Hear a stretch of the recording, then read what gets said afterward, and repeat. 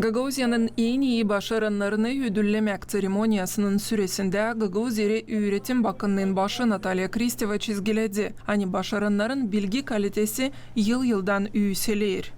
43% наших учащихся сдают экзамены на 10, 9 и 8. Bu yıl başaranların bilgi kalitesi 43% kurar. Bu gösterir, hani öğrencilerin 43%'ı egzamin işlerini 8, 9 hem 10 notalarına verdiler. Hepsi egzamin işlerinin sayısında 161 10 notası var, 159 9 notası hem de 639 8 notası. 639 восьмерок.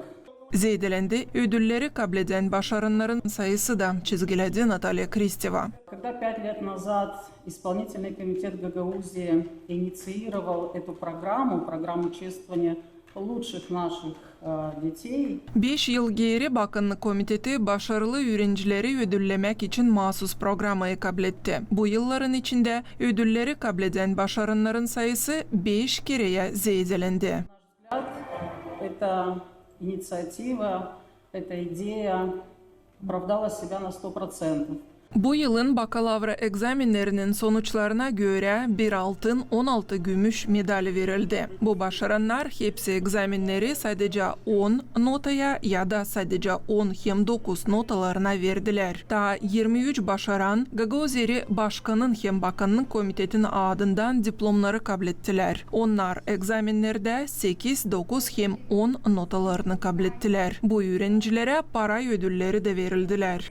Спасибо вам за то, что вы даете повод для нас верить в хорошее будущее нашей автономии. Sağ olunuz, hani bize bu güzel duyguları bağışlayırsınız. Gururluyuz, inanırız, hani sizi gelecekte daha büyük hem daha güzel başarılar beklerler. Siz bizim avtonomiyamızın hem devletimizin yarınki günüysünüz. И добиваться их своим серьезным и честным трудом.